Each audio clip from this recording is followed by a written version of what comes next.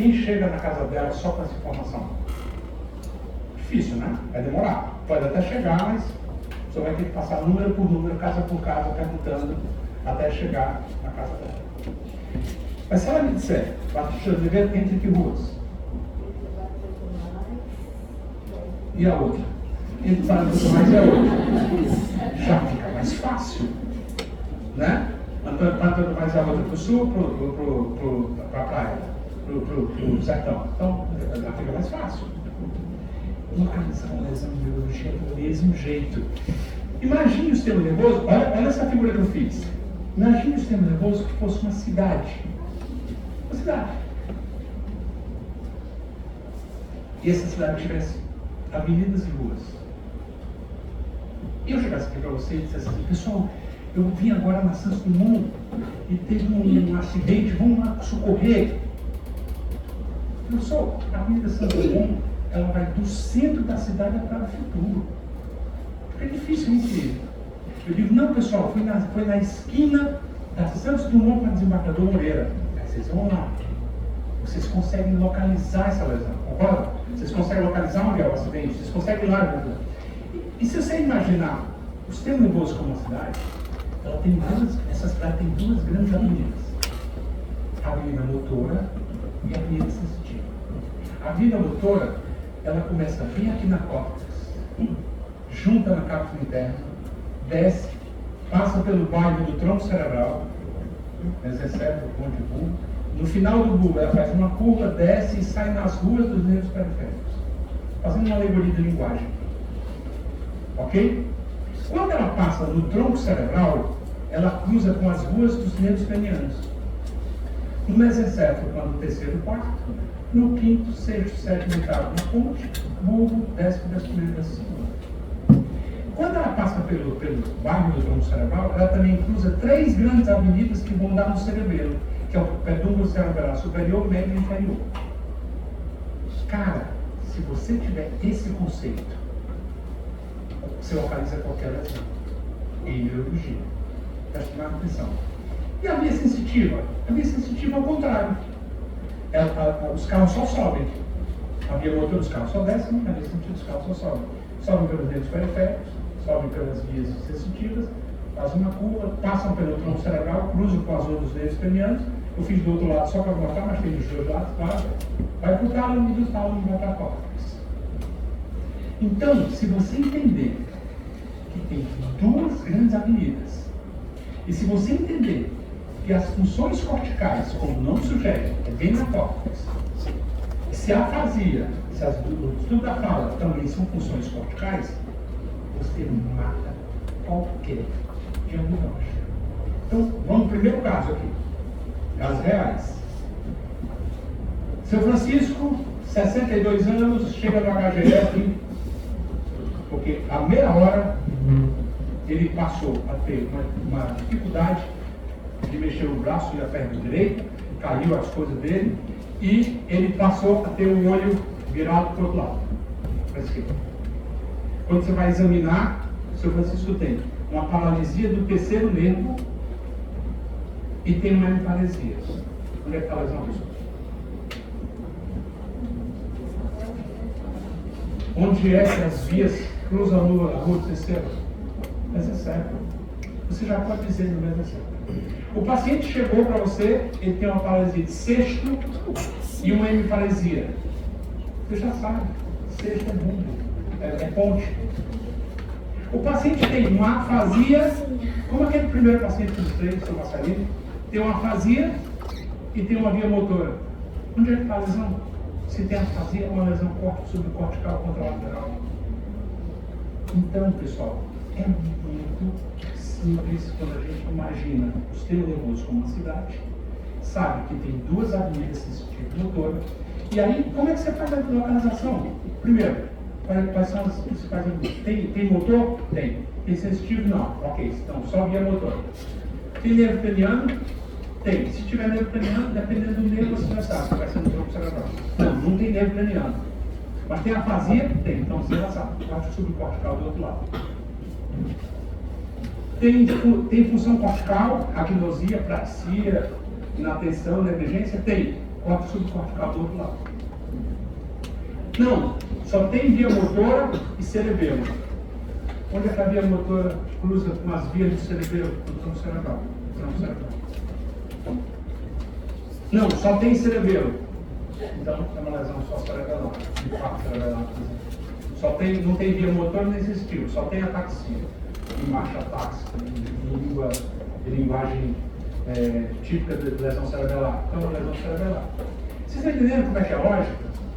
Você olha a história, colhe os seus antecedentes, faz o exame neurológico, se convence daquelas 10 funções e com elas você vai pensar aí. Entende? Sensitivo? Tem via longa? Vamos botar assim, tem via longa? Tem. Sensitivo ou motor? Sensitivo. Então, motor? Então, sensitivo motor. Beleza. Então, sensitivo motor é igual a Santos Dumont. Pode ser de lá até embaixo. Beleza. Vamos localizar. Tem afasia? Tem. Na touca. Corte subcortical do outro lado. Não tem afasia. Não tem função cortical, então deve ser mais embaixo. Tem nervo craniano? Tem. Qual é? Dependendo do nervo craniano, você sabe onde é que é.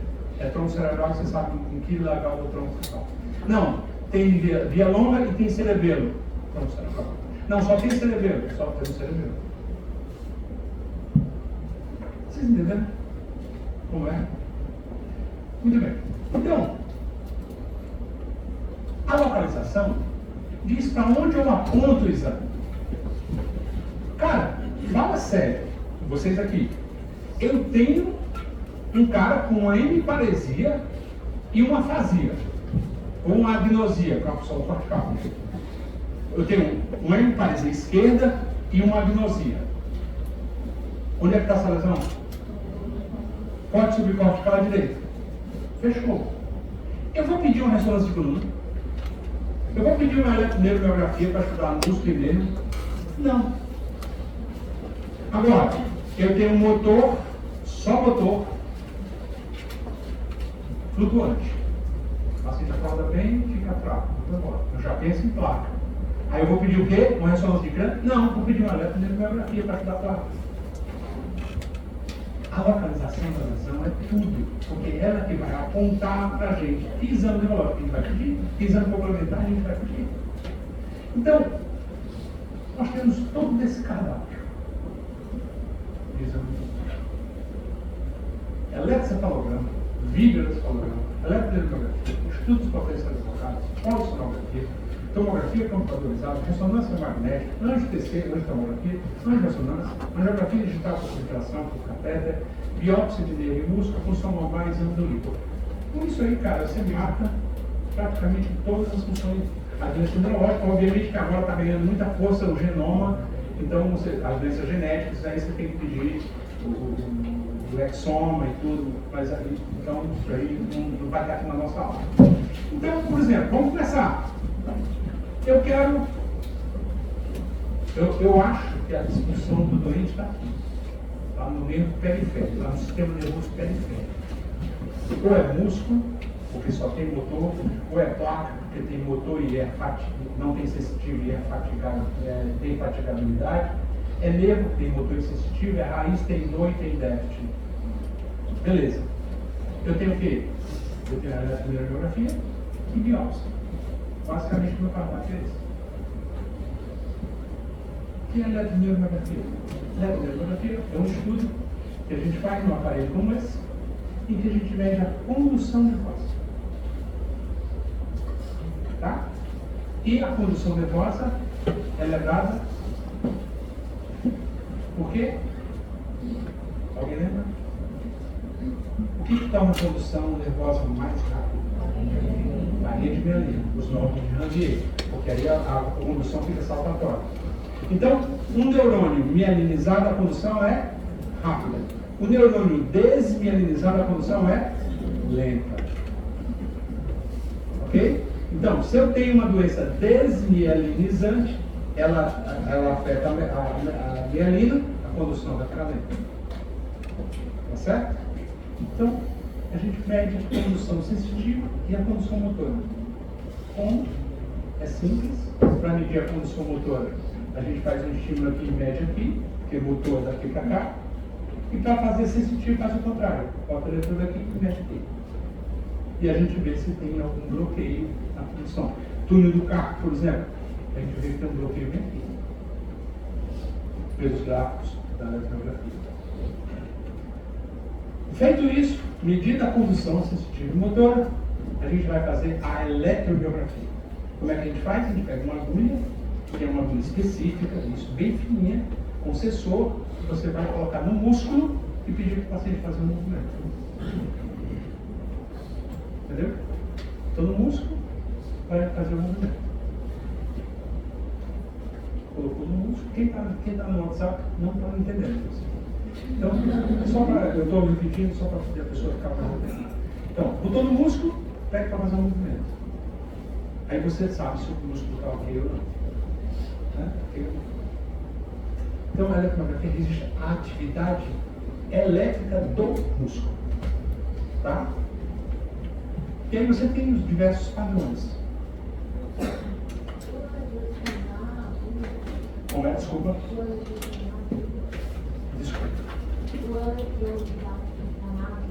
O eletrodo é no meio da agulha. A agulha tem um sensor lá, que quando você fura o músculo e pede para ele fazer, se ele fizer esse movimento é normal.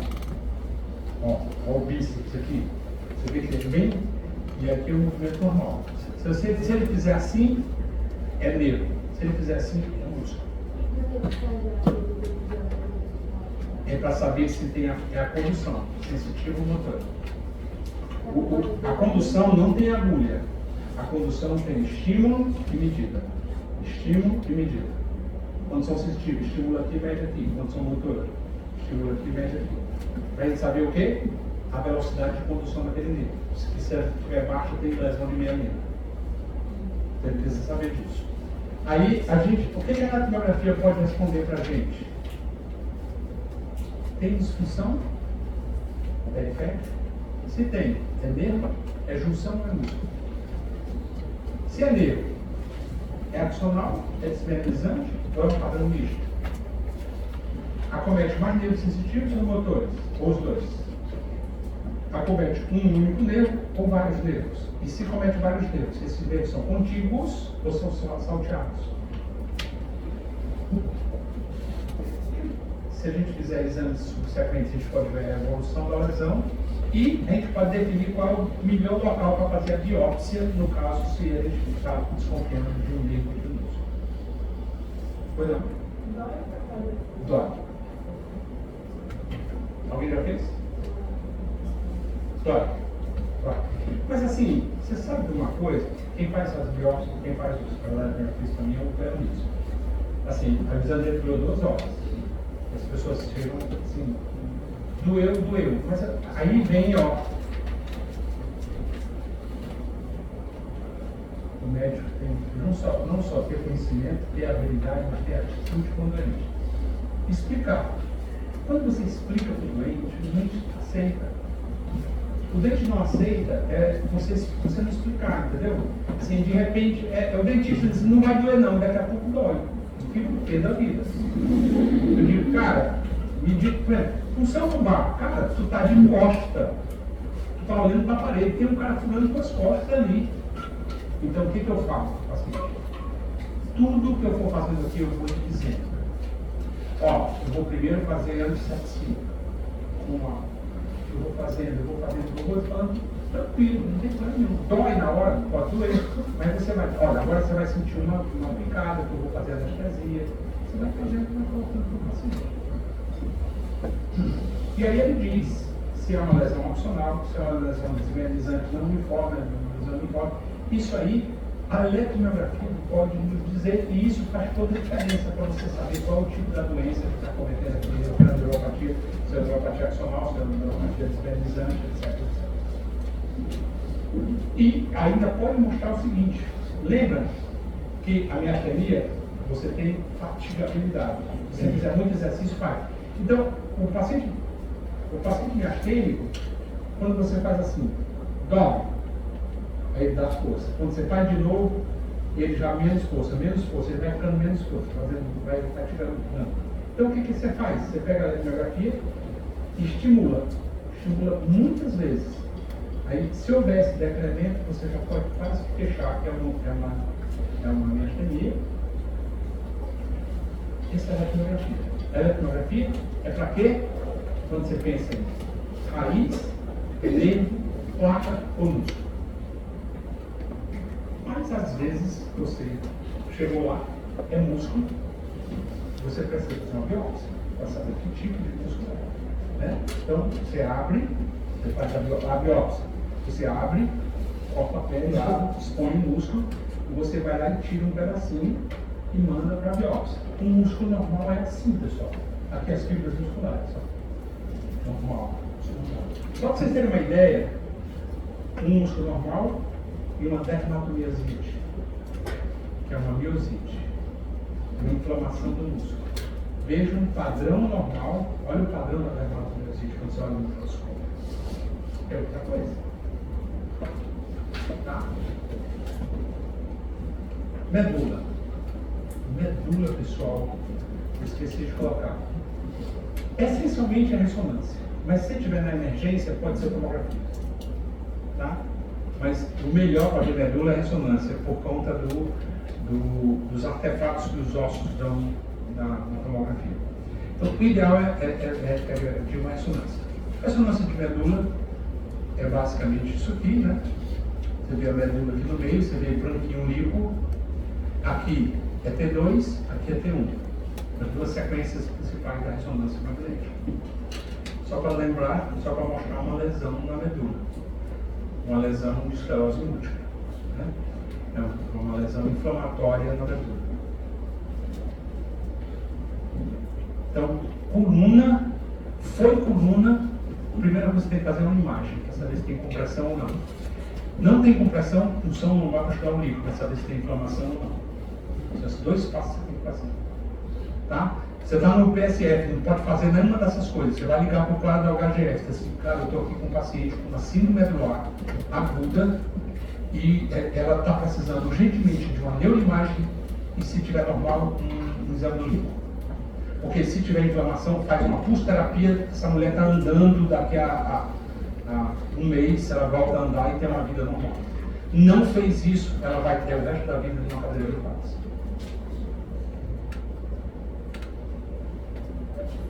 Oi.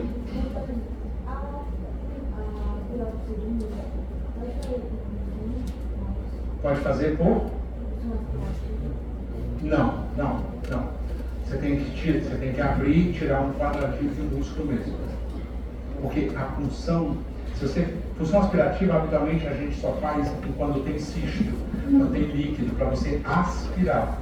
Né? Às vezes você faz em mama, faz em outros tecidos que você tira e olha a citologia. Mas o músculo, se você fizer aspirado, você vai se desfazer as fibrilas, entendeu? Então o ideal é você tirar um bloquinho e fazer o corte fino e estudar aquilo ali sem ser por biópsia, sem aspiração. Bom, eu falei que é ressonância, mas obviamente que em alguns casos você pode ter infarto de medula, viu, pessoal?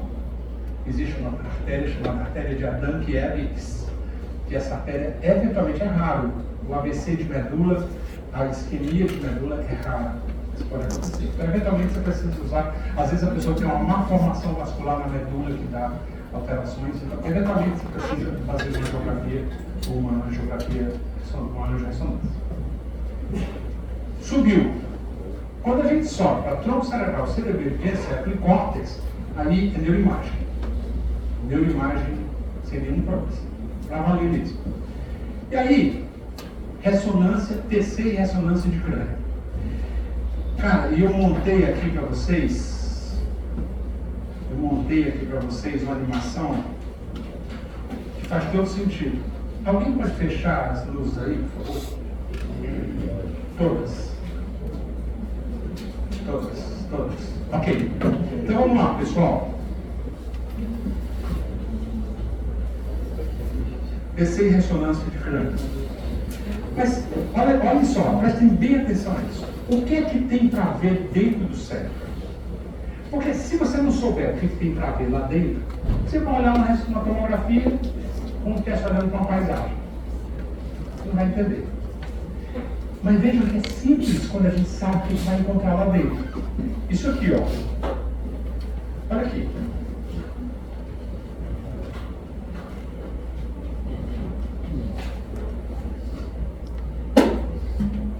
Ó. Quando você tira a substância branca, a substância cinzenta, o que você tem que ver dentro do cérebro é o quê? Os ventrículos e os núcleos da base. O resto, tudo é substância branca e substância cinzenta. Vamos continuar.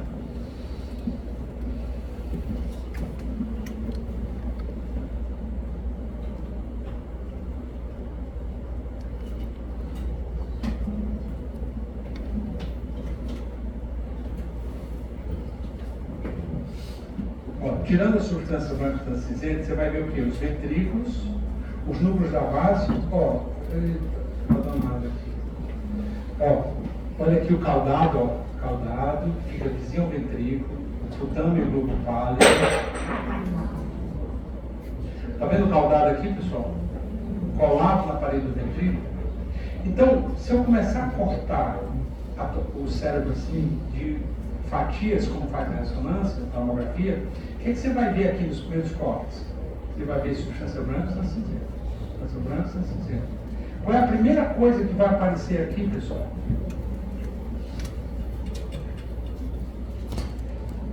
Eu já pedi para botar aqui o plugin, mas está difícil. Ó, você vai cortando aqui. 2 e 2 milímetros. Qual é a primeira coisa que você vai ver aqui? Os ventrículos. E o que tem colado no ventrículo? Caudado, que tem esse nome porque tem esse caldo, essa cauda. E depois do caudado vai vir os gânglios da base, o tâmino e o globo pálido. Vamos continuar. Então a gente já sabe, se a gente for cortando, a gente vai ver substância branca e substância cinzenta. Aí vai aparecer o quê? Ventrículo. E ao lado dele, caudado. Vamos continuar. Então vamos ver isso na ressonância. Ó, substância branca, substância cinzenta. Substância branca, substância cinzenta. Qual a primeira coisa que vai aparecer, pessoal? Substância branca, substância cinzenta. Olha os ventrículos. Que estrutura é essa aqui, pessoal? Ao lado? Que estrutura é essa? Ó, vai começar a aparecer.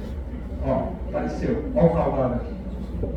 Que fica bem colado ao ventrículo. E aí volta a aparecer. O que é isso aqui do lado? O tâmino e o globo pálido. E aqui os dois tálamos, ó. Ó, o tâmino, globo pálido, tâmino e globo pálido. Aqui a parte interna, essa parte aqui, ó. De V. E aqui os dois tálamos. Aí você chega bem aqui, você vê o Mickey aqui, ó. Que são dois pedúnculos cerebrais.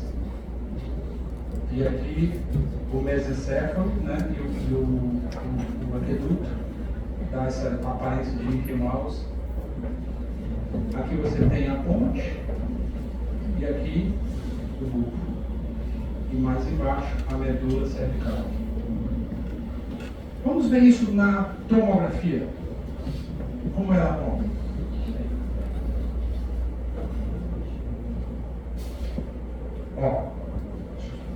Ó, tá vendo? O que é isso aqui, pessoal? Do lado? Isso aqui, ventrículo lateral esquerdo, né? Porque na neuroimagem, o que é a esquerda e a direita, o que é a direita e a esquerda. Aqui o ventrículo lateral. Esse paciente tem uma calcificação da foice. Isso aqui pode acontecer, isso é um achado comum. Aí se você começar a ver aqui, ó, você vê aqui substância cinzenta. Por quê? Porque a tomografia é uma densitometria, então onde tem corpus neuronal é mais denso, por isso que a substância cinzenta é mais clarinha, ó, e a substância branca é mais escura, é exatamente o contrário da ressonância. Tá? E aí você vai ver ventrículo e os dois, o corpo caudado, e aqui, ó, o pálido, olha a cápsula interna aqui no meio, olha a cápsula interna, olha os dois tálamos aqui. E aqui você tem a parte já do tronco cerebral, a ponte, e aqui o bulbo, e aqui embaixo é o cabelo. Então, se você observar bem, você olhando na tomografia, você vai ver que primeiro aparecem os ventrículos, o caudado à direita, depois o globo pálido, e você vai vendo a tomografia e você tem essa percepção. E isso muda tudo quando você tem a percepção do que você tem que ver lá dentro. Então, por exemplo, no paciente com AVC, uma das coisas que a gente vê aqui, aqui ainda, aqui a gente vê o quê? É que a substância cinzenta começa a ficar preta. Então, se o paciente tivesse um AVC aqui, a gente via toda a substância cinzenta aqui, beleza, indo, voltando. Quando chegasse aqui, a gente não via essa distinção. Substância branca e substância cinzenta. Não veria. É um sinal de AVC. Ok? Então, agora, quando vocês forem ver uma tomografia, vocês vão entender, saber exatamente o que vocês estão vendo, né? Aqui é uma tomografia de baixo para cima.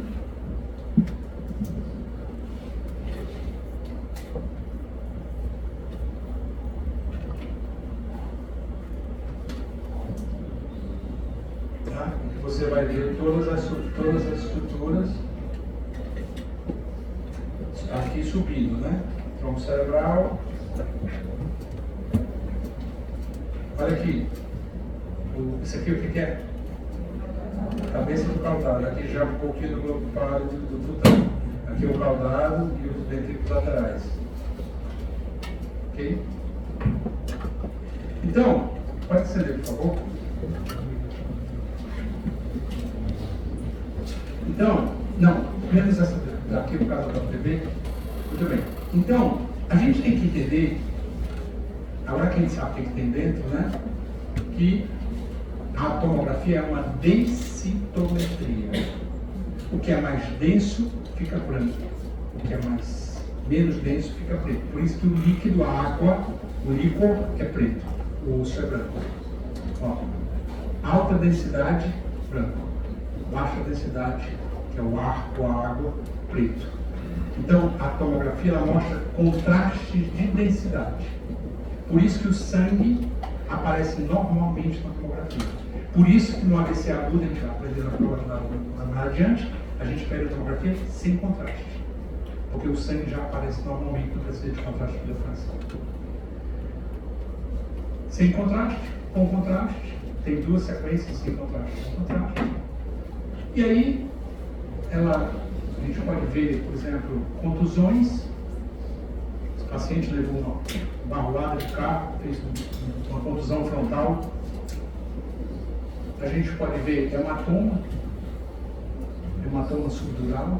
O paciente levou uma pancada, horas depois começou a passar mal, quando fez a tomografia, estava lá no hematoma, comprimido o cérebro, teve que evacuar com urgência.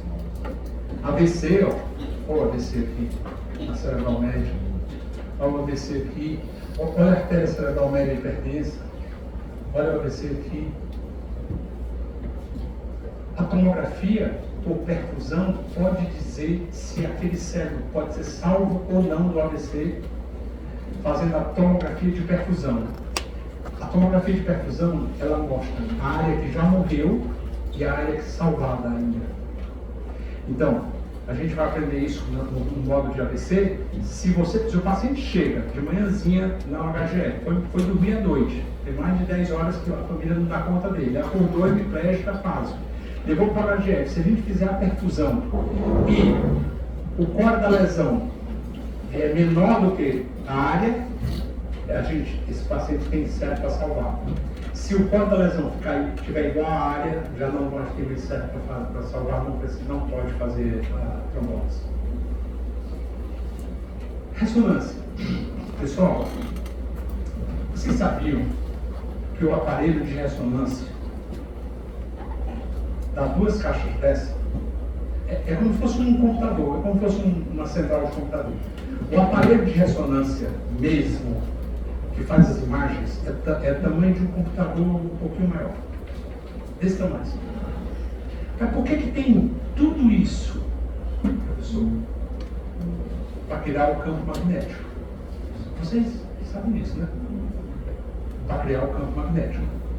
Então, uma coisa que é importante a gente entender é porque o campo magnético, que é isso aqui, ó.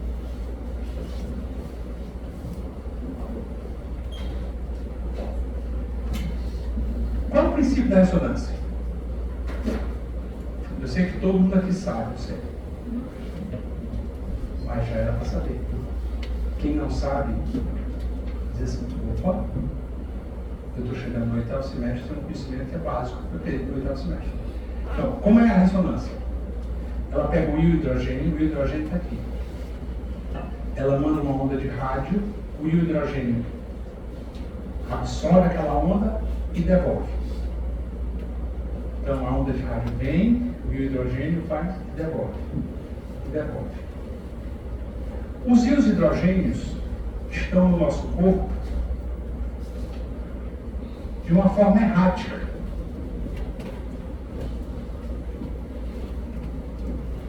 Então, se uma onda de rádio vier aqui, nessa daqui ele vai ressonar para cá, esse aqui vai para cá, esse aqui vai para cá, esse aqui vai para cá.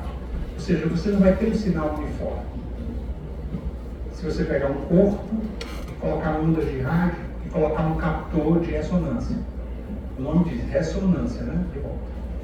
Então, o que os caras fizeram? Os caras botam esse corpo dentro do campo magnético, positivo e negativo.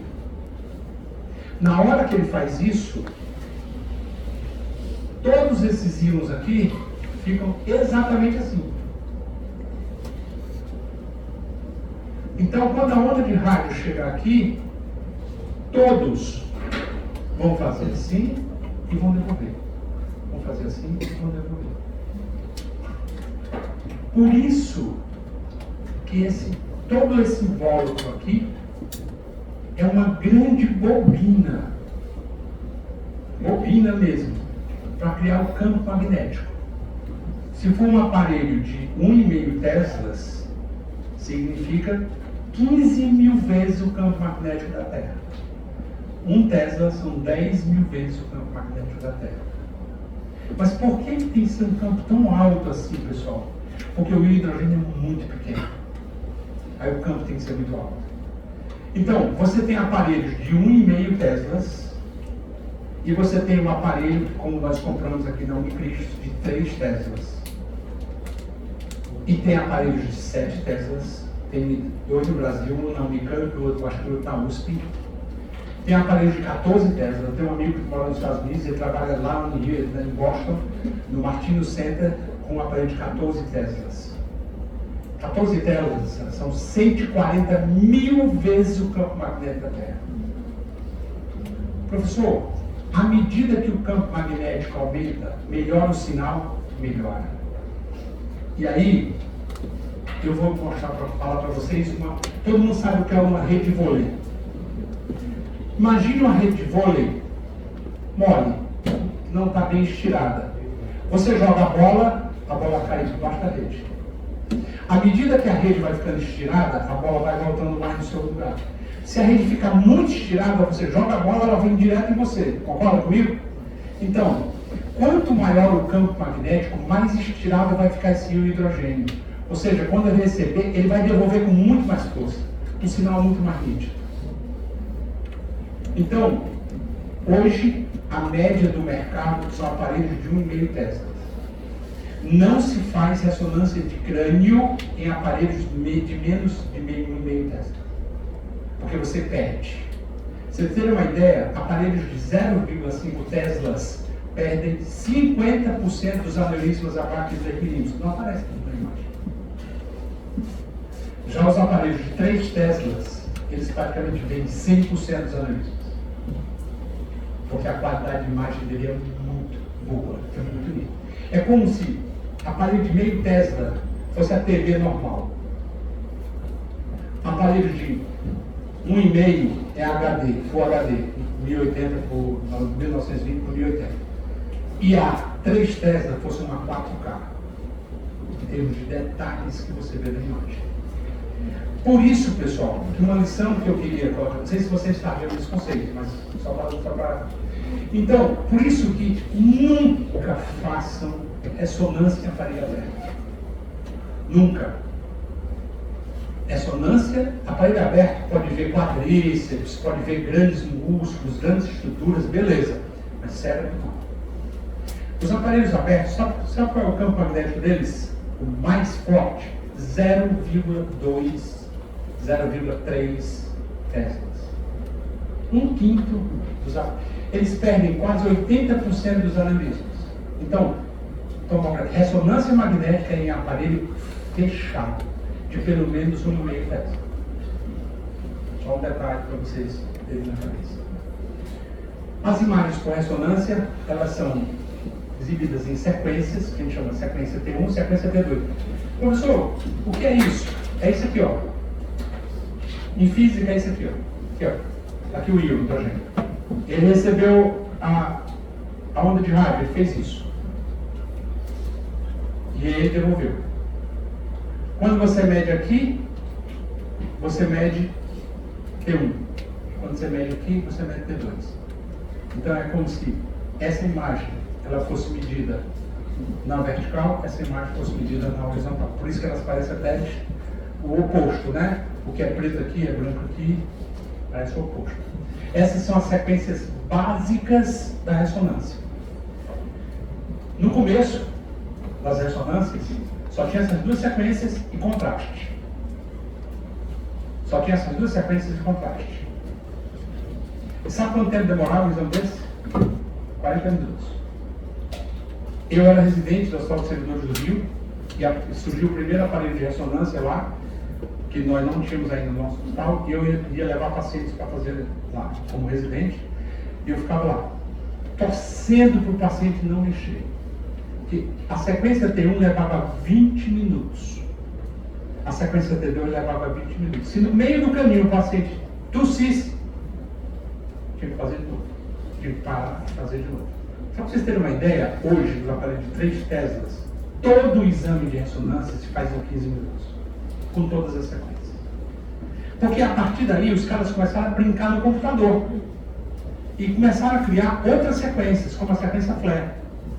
O que a sequência flare tem no T2? A sequência flare é uma sequência T2 que se diz ao computador: tira toda a água livre. Aí ele tira toda a água livre. Onde tem água livre fica branco, fica preto. Essa é a sequência flare. E por que isso é importante? Para a gente ver alterações na substância branca, que no T2 às vezes não fica muito nítido. A gente faz a sequência de difusão, que a gente consegue ver em 1h30, 2 horas, um AVC isquêmico agudo, que a tomografia pode nos mostrar. A ressonância a gente usa como contraste o gadolínio. Tá? Habitualmente o gadolínio é muito bem tolerado.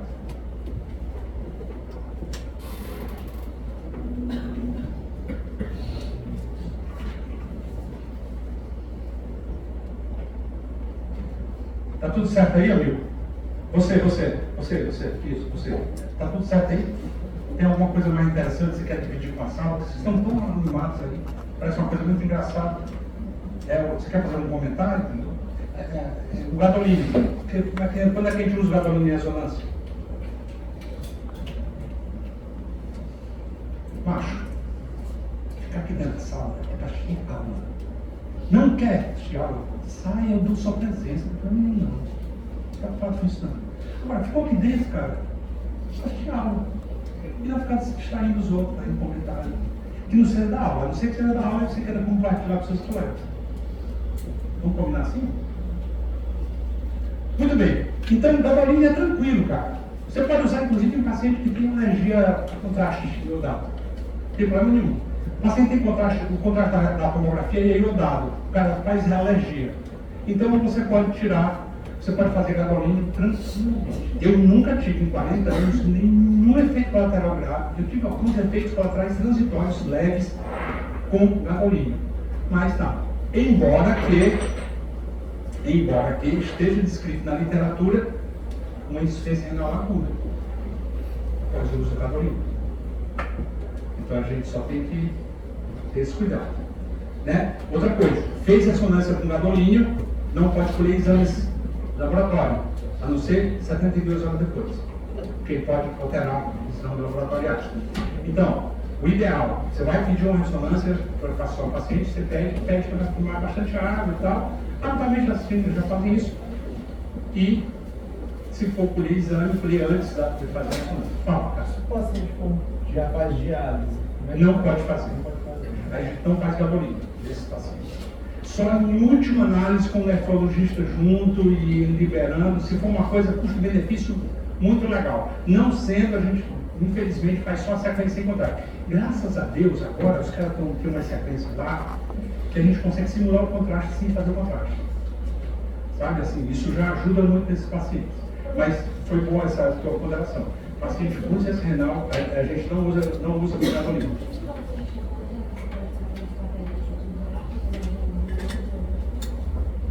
Não, porque quando precisa, se faz isso. Se o paciente está em hemodiálise, e é muito importante colocar o contraste, porque às vezes está sem contraste, você já mata o diagnóstico que precisa. Se não matar, aí uma outra estratégia pode ser essa. É uma estratégia complicada, mas pode ser. Você faz o exame e faz a hemodiálise logo em seguida. Mas assim, você corre o risco de piorar uma lesão renal se você fizer o gabaritmo. Agora, você perguntar assim, professor, 42 anos de estrada, sou da turma do Jorge Magalhães. Eles estavam até comentando com ele sobre isso. Eu nunca vi uma insuficiência renal por ressonância. Olha que eu peço ressonância, a gente pede, o biologista termina pedindo muita ressonância. Eu nunca vi nenhum caso. Tá? E aí você tem as diversas sequências, e você pode ver tumor cerebral, meningioma, você pode ver um AVC, você pode ver um abscesso cerebral, você pode ver. A ressonância dá muito mais detalhes do que a tomografia. Contraindicações, paciente com marca-passo, mas agora tem os marca-passos de uns 5, 6 anos para cá, marca-passo que já pode fazer. Quando não pode, o que faz? A empresa do marca-passo manda o técnico desliga o marca-passo, o paciente faz o exame, logo em seguida ele já programa o marca-passo de novo. Clips de aneurisma ferromagnético, mas ainda isso não existe mais hoje, porque os clips hoje são todos de titânio. O paciente tem implante coclear, se tem algum corpo estranho na órbita, gestação abaixo de 18 semanas, prótese valvar cardíaca, prótese metálica, né, claro. E pacientes claustrofóbicos, mas paciente claustrofóbico a gente faz uma sedação e aí o paciente faz o exame sem nenhum problema. Vocês terem uma ideia, 1995, Montreal, na Universidade de Montreal. Eu estive lá e uma coisa muito curiosa, porque já tinha ressonância naquela época, né? Já tinha ressonância. Todo paciente que ia fazer ressonância, antes passava com uma psicóloga, a Nancy.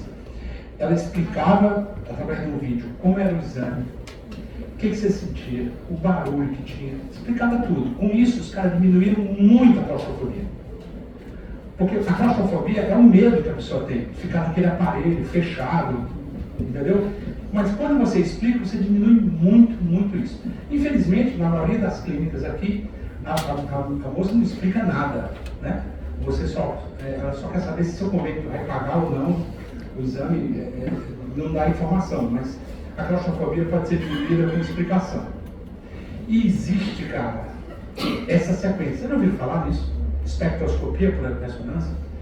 A espectroscopia é sensacional, que é uma biópsia sem abrir. Olha o que os caras fizeram.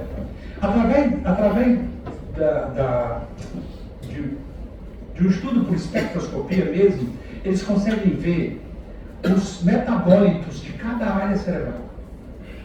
De cada área, eles conseguem ver os metabólitos que estão ali ativos, né? Então, por exemplo, eles pegam essa área e aqui ele faz o gráfico dos metabólitos. Do milinositol, da colina, da creatina, do glutamato, do N-acetilaspartato, da lactase e dos lipídios. Então, ele vê aqui, ó, qual é o gráfico, os dois gráficos da... Muito bem. Isso aqui é o exame normal. Mas se o paciente tiver um tumor cerebral, ele tem colina alta, N-acetil baixo, creatina baixo, ácido lático baixo, alto. Se é AVC, você tem isso. Se é epilepsia, Cara, com isso, você pega aquela lesão que o paciente tem uma lesão aqui e aqui não tem. Aí você compara essa área com essa área. Dependendo desse padrão aqui, você diz, isso aqui é isso aqui. Um paciente médico chegou no meu consultório com uma crise epilética. E ele trazia uma imagem que parecia ser um tumor cerebral. Mas eu achei a imagem muito estranha para ser um tumor cerebral, embora que o tumor cerebral, cara, pode simular tudo. Mas eu achei muito estranha. Eles vão fazer uma espectroscopia. Quando o cara fez a espectroscopia, na hora que ele fez a espectroscopia, a gente viu que ele tinha um quadro infeccioso. E o cara fez a biópsia, era uma neurocisarcose, tratou o corpo. Tá? Então, assim, a gente pode, só pela espectroscopia, a gente pode ter uma noção desses níveis, desses metabólitos, e com isso, você compara com o cérebro normal do outro lado, e dependendo dessas alterações, esses são os padrões de cada uma das doenças que você pode ver. Isso é sensacional. Chama-se ressonância por espectroscopia. Cara, em algumas doenças, a sensibilidade é muito alta. Os estudos, e sobretudo nesses novos aparelhos que estão mais sensíveis, porque essas técnicas estão cada vez mais evoluindo. Então, já é muito alta a sensibilidade. Ó, por exemplo, você pegou esse aspecto aqui, você já pensa, isso deve ser uma contusão cerebral. Você pegou esse aspecto aqui, esse aspecto mais para frente, isso aqui é mais para tumor. Você pegou esse aspecto, é um aspecto mais de encefalopatia, o NA muito alto. Então, esses padrões, eles já te guiam, pelo menos, o diagnóstico, e você já tem uma ideia, sem precisar abrir o crânio, sem precisar tirar, fazer toda a lesão. Normal, praticamente todos os serviços fazem, certo? E já há bastante tempo. Professor, então, quando eu fazer uma espectroscopia, ela sempre tem um padrão, assim, Não, você compara com o outro lado, a mesma região. Você comparar realmente. Você pega esse aqui e pega esse aqui que é a lesão. Aí você pega aqui. Claro, pessoal, que tem, por exemplo, algumas lesões que estão perto de osso. Atrapalha muito a leitura. Mas as lesões de substância branca aqui no meio estão bem definidas. Você pega aqui, pega o mesmo lugar do outro lado e compara. Cara, isso é muito legal. Pelo menos te dá sugere aquele diagnóstico. Você pode fazer até um teste terapêutico. E se a lesão resolver, acabou, fechou. Entendeu? Mas isso é uma coisa muito legal, saber que isso acontece assim. E vocês saberem que isso existe, mas isso existe em Fortaleza há muito tempo. No HGE faz. O aparelho do HGE faz. O aparelho da Unicristo, o super aparelho que a gente está, se Deus quiser, começando a funcionar normalmente agora, a gente vai ter um baita centro de neuroimagem, né, na Unicristo, ali na DO.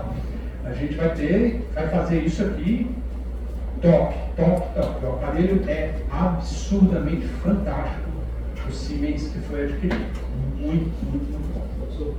Professor, Oi. a ressonância magnética funcional, qual é o detalhe dela? Boa, eu não coloquei aqui. Ressonância funcional é mais ou menos na direção da espectroscopia, dependendo das áreas. Você diz, a primeira vez que eu vi, eu fiquei impressionado, foi nos Estados Unidos. O cara mostrando, dentro da ressonância, o cérebro todo aqui, cinza e branco. Aí ele fez assim, levante o polegar direito. Na hora que ele levantou o polegar direito, a área do polegar acendeu. Aí você diz, faça um cálculo, aí a área do cálculo. Leia um texto, aí a área da leitura acende. Aí você vê a área que está funcionando naquele momento pela demanda que ele tem de glicose. Alguma dificuldade aí? A porta não abre? Ué, não é só colocar e abrir, não. Vai lá no chão.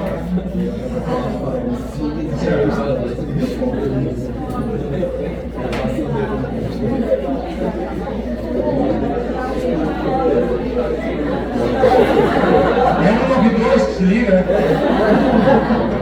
Não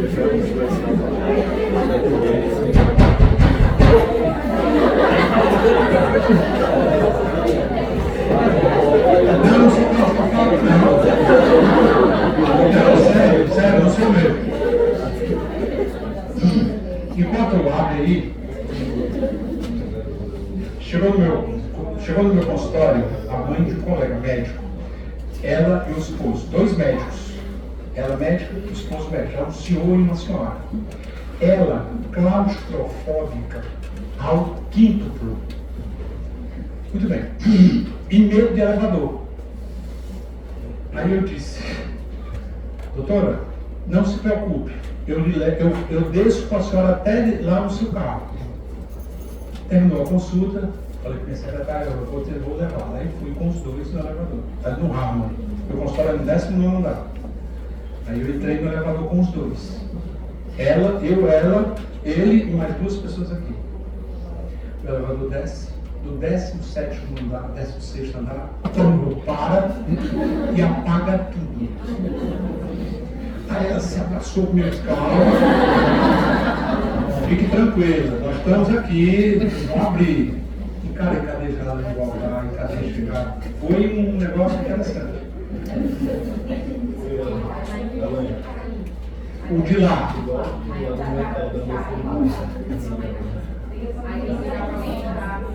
Tá. Você vai ligar, Leonida? Eles atendem o seu bem mais rápido. Eu acho que se alguém tivesse morrendo aqui, eles atendem o seu mais rápido. Vou mandar aqui.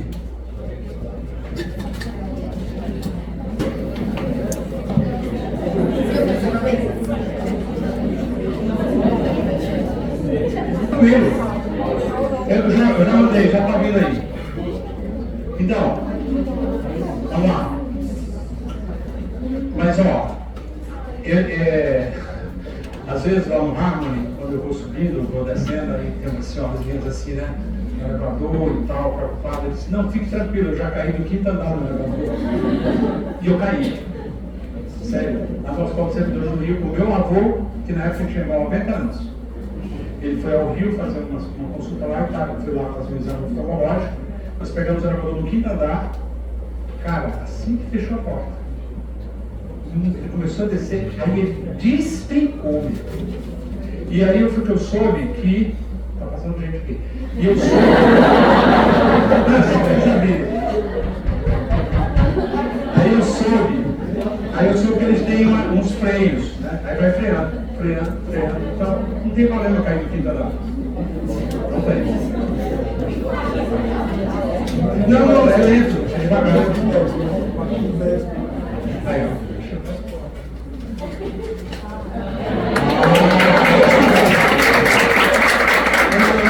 Não põe mais. Ivete, professor.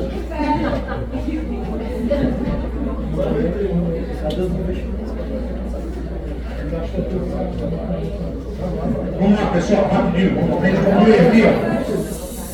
Então, a angiorressonância, o que a gente diz para ele ver só o que está em movimento? Olha só que sacada. A única coisa que está em movimento é sangue. Então, ele pega em vários momentos, ele consegue fazer o movimento, aí ele pega só o que está em movimento. Por isso ele faz a angiografia. E as angiografias por ressonância estão cada vez mais fantásticas. E são sobretudo para vasos de grande, médio e grande calibre. Vaso pequeno, ainda a angiografia digital é melhor. Que é essa aqui, né? A gente faz um aparelho assim, a gente fura aqui a femoral, passa o catéter, vai até lá em cima, injeta o contraste, e aí faz as fases arteriais, a fase venosa, e a gente consegue então ver como é que está, e ver aneurisma e essas coisas. Outros exames, eletroencefalograma. Eletroencefalograma, pessoal, ele está indicado apenas em epilepsia. Não tem indicação de eletroencefalograma em dor de cabeça. Não tem indicação de eletroencefalograma em AVC, em Parkinson, em nenhuma outra doença. Só em fenômenos paroxísticos que você pensa que é epilepsia. né? E você vê uma crise epilética como essa aqui. O eletrocefalograma, ele pode ajudar na morte cefálica, porque você não vê nenhum sinal, fica tudo linhas, né? Então, no eletrocefalograma, normal é assim, na morte cefálica fica uma linha reta, não tem nenhum tipo de outro. Não tem indicação em dor de cabeça, em AVC, em Parkinson, etc. O paciente deve estar com o cabelo lavado, seco e alimentado. Existem dois tipos de eletro, o de vigia e o de privação do sono. Existem algumas epilepsias que só se manifestam quando o paciente está dormindo. Então você pede o paciente para ficar a noite acordado, aí vai para a clínica para dormir durante o eletro, para você ver qual a alteração que ocorre durante o sono. O ambiente tem que ser calmo e confortável, o paciente tem que estar deitado, no mínimo de 20 minutos, e tem que fazer provas de ativação, né? Que é a estimulação intermitente, estroboscópica, e a hiperventilação. O que ele pode formar? Tem alteração, sim ou não? Essa alteração é epilética ou é não epilética? Os eletrodos são colocados assim através de uma convenção internacional. Então, assim, no mundo todo, onde você faz um eletro bem feito, o F7 é aqui, o F1 é aqui, o T3 é aqui. Então, ou seja, isso aqui você inclusive mede com sistema 10, 20, 10, 20, 10, 20. Tá? E o que você vê no eletro? As ondas normais do cérebro. São essas aqui. Então, por exemplo, você está vendo aqui, ó, um ritmo alfa, bem bonitinho. Aqui você está vendo aqui um ritmo beta. Aqui você está, entendeu? Esses são os ritmos normais. E essas são os ritmos anormais. Quando você tem uma espícula, uma onda aguda, uma poliespícula, isso aqui são elementos epileptiformes. Então, por exemplo, o paciente fez um eletro, mostrou isso aqui, isso é muito sugestivo de ter um foco epilético nessa região. E que região é essa? FP2-F8, FT8-T2, FT8-P1. Ou seja, na região direita, frontotemporal. Você consegue dizer, por causa dos eletrodos, que cada eletrodo ali está escrito exatamente onde é que ele está colocado. Outra epilepsia, né? O paciente vinha normal, aí de repente se encadeia uma crise epilética generalizada. Outra epilepsia. E o vídeo EEG é um eletro feito durante a noite todinha, ou durante o dia todinho, durante 12 horas. Você filma o paciente e fez. Por quê? Às vezes o paciente tem crises epiléticas que a gente está desconfiando se é uma pseudocrise ou não é uma pseudocrise. Aí você deixa lá no vídeo EEG. Aí ele tem a crise. Se for a crise epilética, o eletro vai mostrar a crise epilética. Se for uma crise pseudocrise epilética, ele vai ter as convulsões e o eletro vai continuar normal. Então, essa é uma das indicações de fazer vídeo EEG. O vídeo EEG, ele é muito bom para o diagnóstico diferencial, né, saber se é epilético ou não, as crises psicogênicas, caracterização de crises epiléticas e avaliação pré-cirúrgica para a cirurgia da epilepsia. Pacientes que têm lesões que provocam epilepsia, antes de serem operados para tirar aquela lesão, eles fazem o vídeo EEG. O mapeamento cerebral não tem indicação em medicina. De novo, não tem indicação em medicina. Não tem. Eu nunca pedi, em 42 anos, um mapeamento cerebral, porque não tem a melhor indicação. Um eletro bem feito vale mais do que isso. Mas só para você ter uma ideia de como é que é o nosso mundo, o mundo dos médicos, os convênios pagam por um vídeo EEG, por um mapeamento cerebral que não serve para nada, R$200. E pagam por uma consulta médica, R$95. É assim. Um exame que não serve para nada. Potenciais evocados, você estuda a via visual, auditiva, sensitiva e motora. Você faz um estímulo e capta. Então, o visual, você faz um estímulo, capta na área da visão. O sensitivo, aí você tem os padrões. O sensitivo, você faz um ouvido e capta na região da audição. A sensitiva, você faz um estímulo e capta aqui em cima na região sensitiva. Aliás, você bota captações em vários lugares da medula. Bota em vários lugares. Você faz o estímulo bem aqui, vai captando. Por exemplo, o paciente teve um acidente de moto, ficou tetraplégico. Aliás, cara, eu fiquei impressionado aos 6 meses, eu fui chamado no JF para ver um paciente lá. A UTI de 14 leitos. 12 eram jovens abaixo de 25 anos, tetraplégicos por acidente de moto. Cara, você não tem ideia, você não tem noção do que é isso. É uma epidemia de irresponsabilidade, de venda de moto sem carteira, os caras sem capacete, sem nada. Cara, 12 dos 14 leitos, 12 eram jovens abaixo de 25 anos, tetraplégicos ou em coma por acidente de moto. Um horror isso. Um horror. Pessoas em plena fase produtiva da vida. Né? Potencial evocado sensitivo, potencial evocado motor. Polissonografia. Polissonografia, você põe o paciente para dormir no laboratório e bota eletrodos para você monitorar o sono, para você ver a arquitetura do sono. A gente vai ver bem isso no último módulo, que é insônia. Professor, tem 2 tipos de polissonografia hoje, né? Que é o da clínica e o que faz em casa. Qual é o melhor? O da clínica, com certeza absoluta. Olha, vocês estão me provocando. É assim, eu vou botar uma clínica de polissono. Aí eu vou alugar uma casa, eu vou alugar 4 salas para botar 4 aparelhos que vão me render, né? A noite todinha vão me render. Eu tenho que pagar luz, tenho que pagar aluguel, tenho que pagar uma pessoa para ficar lá pastorando e tal. Aí você vem fazer uma polissono, você faz na sua casa. Ela vem e faz na casa dela, vem e faz na casa dela. De repente, minha clínica, que tinha 4 salas, passa a ter 10. Das 10, eu não pago por 6. Eu não pago luz, eu não pago ninguém. Você vai lá, você põe o eletrodo. Agora, fala sério. Não sei se alguém aqui já fez em casa. Cara, é a primeira vez que você está fazendo aquilo. A pessoa foi lá e se explicou. É óbvio que fica mal montado. Não fica montado como uma profissional que faz aquilo todos os dias. Então, o que me disse um dos donos dessas clínicas que são comunitárias? É assim, não, se der alterado, tem. Se não der, não quer dizer nada. Então, assim, se ele mostrar sinais evidentes de apneia, de sono, tipo assim, tem. Se não mostrar, não tem. E aí tem que fazer na clínica. Quer dizer, então assim, os meus pacientes, eu peço polissono feitos na clínica.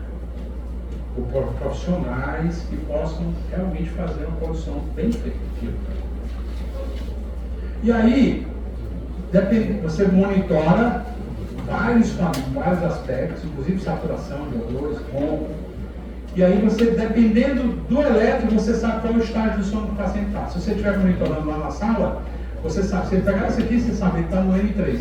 Pegar aqui, você está no REM, no sono REM, e assim por diante. Finalmente, o sonobalizando do líquido. O líquido, vocês sabem que ele é produzido nos ventrículos laterais, vem para o terceiro ventrículo, vem para o quarto ventrículo através do aqueduto, e do aqueduto ele sai pelos forames de Lusca, lateral, L de lateral, L de Lusca, e margem de M de meio, M de margem de. Então, quais são os 3 parâmetros que tem lá embaixo? 2 parâmetros laterais de Lusca e um parâmetro no meio que é de margem de. L de Lusca, L de lateral, M de margem de e M de meio. Sai, circula e vê. O líquor é um ultrafiltrado do sangue. Então é 99% água. Tá? O líquor é. E todos nós aqui produzimos todo dia meio litro. Produzimos e absorvemos. Se a gente pegar qualquer um de vocês agora e tirar todo o líquor que vocês têm 120 ml, corre. Um adulto tem, em média, 120, 100, 110, 120 ml de líquor aqui. Então você faz a punção e tira 10 ml. Você tira 10, menos de 10% do que você tem. Se você deixar a pessoa deitada ali por mais meia hora, já produziu aqueles 10. Tá? Porque produz 20 por hora.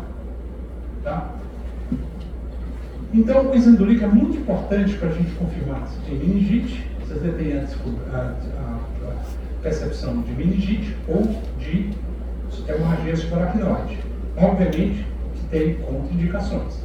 Se o paciente tiver alguma lesão com efeito de massa, herniando o cérebro, se o paciente tem uma infecção na pele, no local, se o paciente usa anticoagulante, se tem um INR acima de 1,5, se tem menos de 50 mil plaquetas, isso é uma contraindicação. Tá?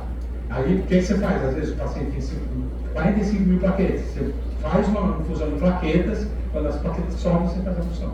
Mas tem que ter acima de 50 mil. Como é que faz a punção, pessoal? Deita o paciente. Não mexe na cabeça. Tem gente que dobra o paciente segurando a cabeça, não deixa a cabeça solta. Eu só peço para o paciente abraçar os joelhos na hora do exame. Tá? Então, o paciente abraçou os joelhos, você palpa as cristas ilíacas, crista ilíaca direita, crista ilíaca esquerda, e passa uma linha entre elas. E depois palpa a coluna, palpa as apófises espinhosas. Onde ultrapassar essa linha, é aí que é para fazer a punção. Tá? Então, você palpa as cristas, palpa a coluna, é naquele local que você faz, e aí você injeta a agulha numa direção, um pouquinho, aqui as costas do paciente, um pouquinho a cabeça para cima, um pouquinho o crânio caudal. Ou virado para o crânio. Tá? Então, o que dói a punção é esse aqui, é o subcutâneo. Então, por isso que você faz o quê? Você pega uma agulha, uma seringa de 10, seringa de 5, tira xilocaína sem adrenalina, pega uma agulha, tira uma 40 por 12, depois tira, pega uma 13 por 4,5, que é aquela seringa de insulina, e você diz, você faz um botão anestésico. Você entra aqui e faz um botão anestésico. Você vai até o final e depois você vai tirando e injetando, tirando e injetando, tirando e injetando. Habitualmente fica assim, um botãozinho assim, de anestesia. E aí, pessoal, deixa o anestésico filtrar, fazer efeito. Eu vejo muita gente, o paciente reclamar, porque o médico mal fez anestesia, já bota a agulha. Não! Você fez anestesia, deixa o paciente lá, vai verificar aqui o material, se está tudo ok e tal. Depois de uns 3 minutos, aí você vai lá e você faz a punção. A agulha tem que ser grande, porque ela tem que passar por todas as estruturas até chegar no espaço subaracnoidal dele. O líquor normal é esse, né? Ele tem no máximo 20 centímetros de água, de água, viu? Não é de HG, não é de mercúrio. Para transformar em mercúrio, multiplica por 1,2.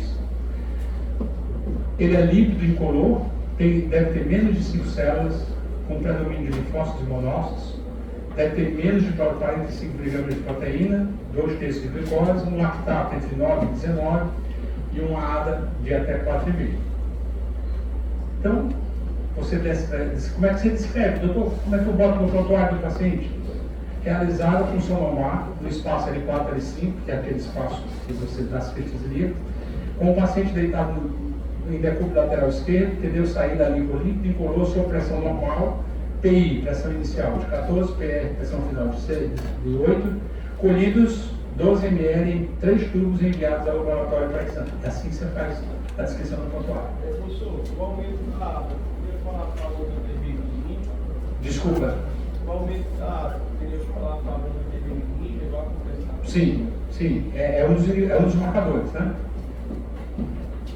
E aí, o professor Espina França, da USP, um dos pioneiros do líquido do Brasil, ele dizia assim, cara, líquido é um líquido nobre, e difícil de tirar. Então, quando você colher, peça todos os exames. Então, a gente realmente pede todos os exames.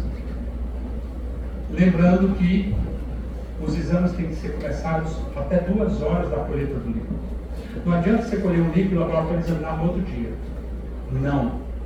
Para as análises microbiológicas, tem que ser feitas menos de 1 hora. Para as análises citológicas, menos de 1 hora.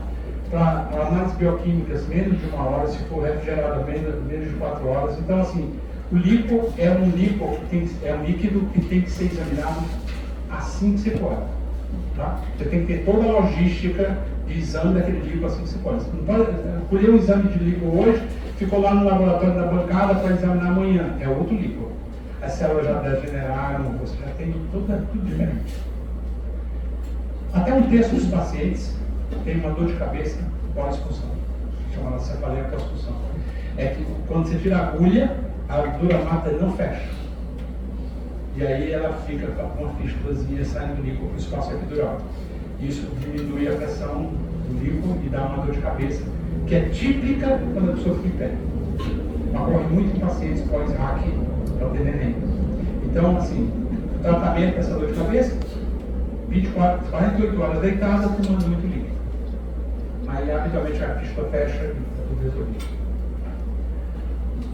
Pessoal, era isso.